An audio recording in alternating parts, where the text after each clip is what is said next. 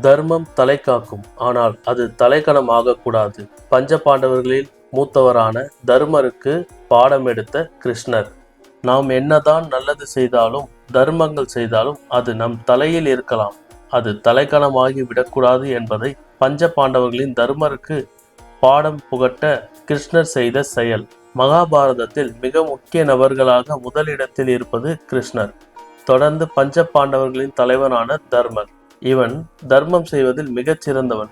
அதன் காரணத்தாலேயே இந்த உலகத்திலேயே அதிக தர்மம் செய்தவன் என்னைத் தவிர வேறு யார் இருக்க முடியாது என்ற அகந்தை அவன் தலைமீது ஏறிவிடக் கூடாது என கிருஷ்ணன் எண்ணினான். தர்மமும் தர்மம் செய்பவர்களும் இந்த உலகில் சிறப்பாக வாழ வேண்டும் என கிருஷ்ணன் நினைத்தான். அதனால் தர்மனின் அகந்தையை நீக்கவும் அவனுக்கு பாடம் புகட்டவும் விரும்பினார் கிருஷ்ணர்.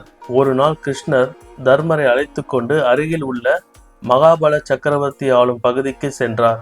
அங்கு ஒரு வீட்டிற்கு சென்று குடிப்பதற்கு தண்ணீர் கேட்டனர். அந்த வீட்டு பெண்மணி தங்க செம்பில் தண்ணீர் எடுத்து வந்து கொடுத்தார். இருவரும் தண்ணீர் குடித்துவிட்டு செம்பை திரும்ப கொடுத்தனர். ஆனால் அதை பெற்ற அந்த பெண்மணி செம்பை வீசி எறிந்து விட்டாள்.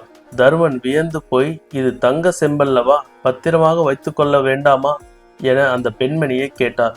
அதற்கு அந்த பெண்மணி, இந்த நாட்டில் ஒரு முறை பயன்படுத்திய பொருளை மறுமுறை பயன்படுத்த மாட்டோம் என அலட்சியமாக கூறி உள்ளே சென்று விட்டார். நாட்டின் செல்வ செழிப்பை எண்ணி வியந்த தர்மனை அழைத்து கொண்டு மகாபால சக்கரவர்த்தியின் அரசவைக்கு சென்றார் கிருஷ்ணர். மகாபால சக்கரவர்த்தி, இவர்தான் தர்மன், இந்த உலகத்திலேயே அதிக தர்மம் செய்தவர், அதனால் இவரின் பெயரும் தர்மன் என்றார். கண்ணபிரான் தர்மரை பற்றி எவ்வளவு புகழ்ந்து அறிமுகப்படுத்தியும் அவர் முகத்தில் கூட மகாபால சக்கரவர்த்தி முழிக்கவில்லை. மகாபால சக்கரவர்த்தியோ, கிருஷ்ணரே, தாங்கள் சொல்வது என்னவோ உண்மைதான், ஆனால் எங்கள் நாட்டு மக்களிடம் உழைப்புக்கு பஞ்சமில்லை. அதனால் அனைவரிடமும் செல்வம் குவிந்து கிடக்கின்றது. அதனால் யாரும் பிச்சை எடுக்க வேண்டிய நிலையில் இல்லை. யாரும் யாரிடத்திலும் யாசகம் பெறுவதில்லை. அதனால் தர்மம் என்ற வார்த்தைக்கும் இங்கு அவசியமில்லாமல் உள்ளது. அதனால் என்னை தேடி தானம் பெற யாரும் வருவதில்லை. நான் தானம் தர வேண்டிய அவசியம் கூட ஏற்படுவதில்லை. இவரின் நாட்டில் ஏழைகள் அதிகம் இருக்கின்றனர் போலும். அதனால் தான் அதிகமானோர் தானம் கேட்டு செல்கின்றனர்.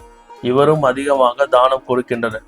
இவ்வளவு ஏழைகளை தனது அரசாட்சியின் கீழ் வைத்திருக்கும் இந்த அரசன் தர்மனின் முகத்தை பார்க்க கூட வெட்கப்படுகின்றேன் என்றார். மகாபல சக்கரவர்த்தியின் பேச்சை கேட்டு தனது ஆட்சியின் நிலுவையை நினைத்து வெட்கப்பட்டு தலைகுனிந்தான் தர்மராஜா.